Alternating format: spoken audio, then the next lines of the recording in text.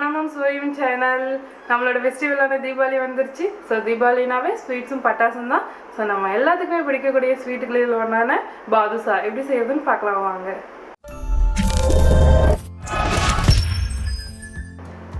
பாதுஷா செய்ய first 1 cup மைதா,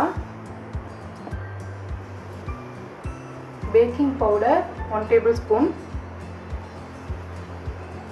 சர்க்கரை 1 tablespoon, நெய் 3 டேபிள்ஸ்பூன். நெய் வேண்டாம்னா நீங்கள் பட்டர் கூட சேர்த்துக்கலாம். தயிர் 2 டேபிள்ஸ்பூன், பால் 2 டேபிள்ஸ்பூன். இப்போ இதை நல்லா மிக்ஸ் பண்ணி விட்டுக்கோங்க.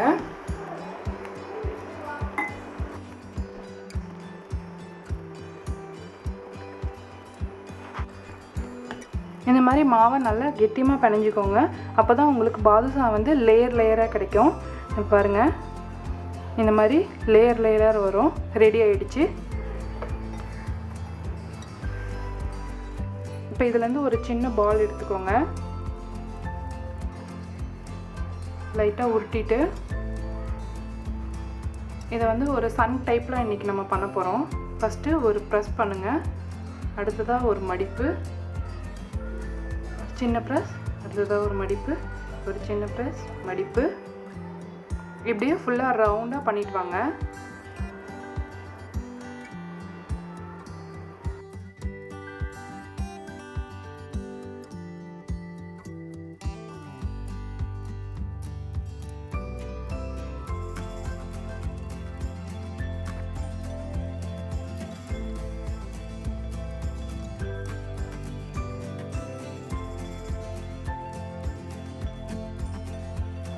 இது மாதிரி எல்லா பாலையும் உருட்டிக்கலாம். உங்களுக்கு அந்த ஷேப் வரலன்னா ஒன்றும் ப்ராப்ளம் இல்லை.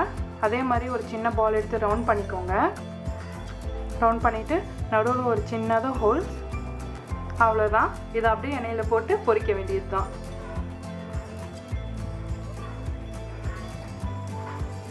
முடிஞ்ச அளவுக்கு எல்லா பாலையும் ஒரே சைஸில் எடுங்க.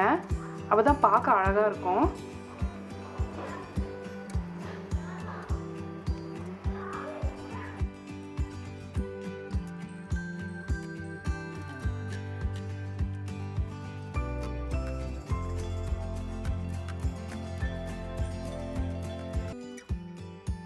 இப்போ நம்மளோட பாதுஷா அழகாக ரெடி ஆகிடுச்சு.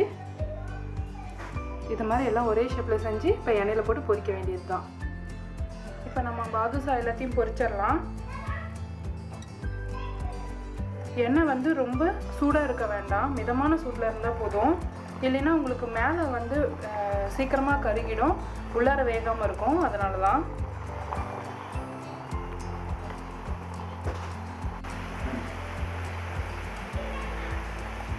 பாருங்க, நல்லா அழகா மேல் எலும்பி வந்திருக்கு.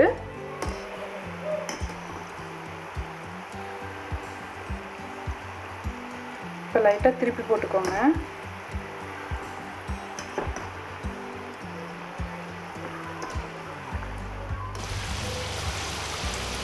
இப்போ நம்மளோட பாதுஷாலாம் ரெடி ஆகிடுச்சு. அப்படியே ஒரு பிளேட்டுக்கு மாற்றிடலாம்.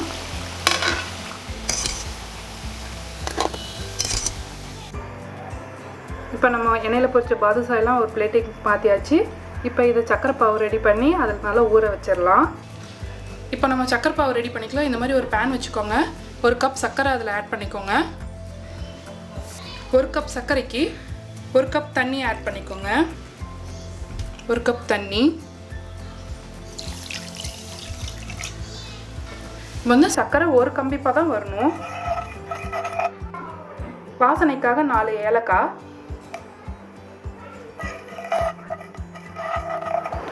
பாருங்கள், இப்போ ரெடி ஆகிடுச்சு. இந்த மாதிரி ஒரு கம்பி பதம் வரணும். அடுத்ததான் நம்ம செஞ்சு வச்ச பாதுஷா எல்லாத்தையும் ஒன்றா சேர்த்து ஒரு 2 நிமிஷம் ஊற வச்சா போதும்.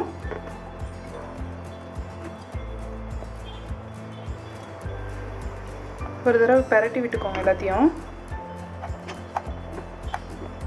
இப்போ நம்மளோட பாதுஷாலாம் ஊறி எவ்வளோ அழகாக ரெடி ஆகிருக்கு பாருங்கள்.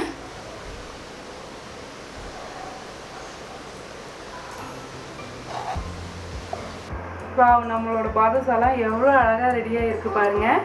இப்போ நான் உங்களுக்காக இதை பிரித்து காமிக்கிறேன்.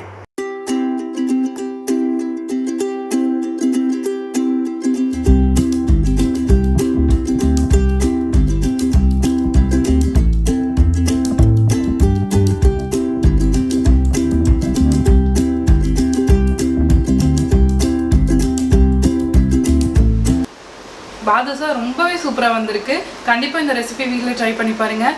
மனமும் சுவையும் சேனல் சார்பாக அனைவருக்கும் இனிய தீபாவளி நல்வாழ்த்துக்கள். மனமும் சுவையும் சேனலுக்கு லைக் பண்ணுங்கள், ஷேர் பண்ணுங்கள், சப்ஸ்கிரைப் பண்ணுங்கள்.